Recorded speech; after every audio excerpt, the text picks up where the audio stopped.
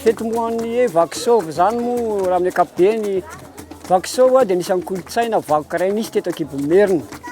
Miseho amin'ny lafiny maro izy. Rehefa any anaty lanonana izy dia mampilanonana. Rehefa anatin'ny fahoriana indray koa izy dia mitondra ny teny fampianonana sy mihira mifaninana. Ny sôva zany dia misy foana hoe lafiny fifaninana ao anatiny. Tsy sôva ny sôva raha ohatra hoe mitira anankiray fotsiny no hita eo, ohatra mitira gasy ihany io. Satria raha vaky ny sôva lasa hira, tsy ho vaky mahitsy ilay sôva raha tsisy fifaninana aminy ao.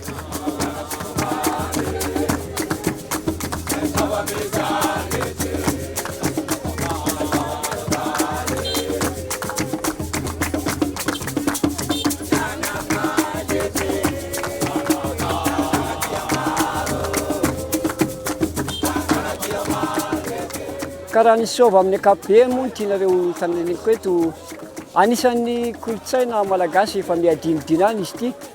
Izy nga moa le tratran'le hoe fanatontoloana dia efa mizara adino. Fa na ny tenanay izao ara dia efa tsy teo anatin'ny lera tokony hanao ny sôva intsony. Eto Madagasikara aloha hatramin'izao dia mbola misy izay tsy maharatsy azy ny hira. Ny fomba malagasy moa zany indrindra amin'ny resaka hoe vakoka.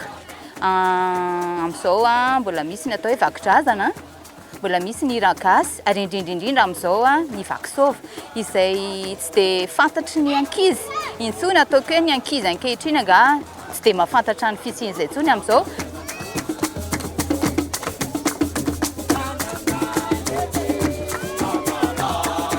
Raha mba misy ihany ny sehatra ho an'ny mpihira gasy, misy ho an'ny sehatry ny tsy haiko, mba mangataka koa ny sôva mba hanana sehatra. Tsy hoe hatramin'izay masy dia hoe ny eny ambany tanàna ihany ny tena hoe mampisongadina an'izy io. Kanefa amin'ny fitaizana zany amin'izao fotoana izao dia mba tianay asongadina koa ho fantatry ny ankizy eto Madagasikara, indrindra ny resaka vakisôva.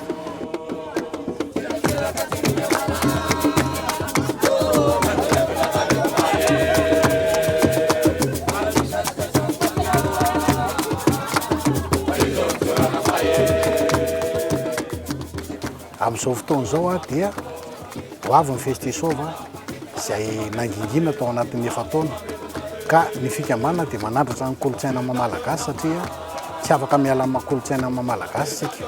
Io ny miteraka fampandrosoana ho an'ny firenena tsirairay aby.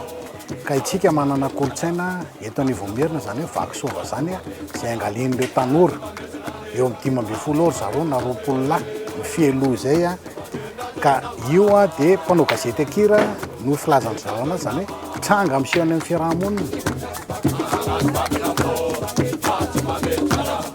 Tsika tsy afaka miala amin'ny fanatontoloana, resaka mondialisation, fa ny sinoa tsy manapotika ny kolontsainany, ny japonais tsy nanapotika ny kolontsainany, ny jamaïcaine tsy manapotika ny kolontsainany, ny karana tsy nanapotika ny kolontsainany. Jereva karana tsy menatra manao ny fitafiny fa atsika malagasy misy menatra ao anatin'izany hoe manao malabary, misikina lambahoany, noho n'inona noho n'le fanatontoloana izay tena mitsofoka aty amin'ny tena firenentsika.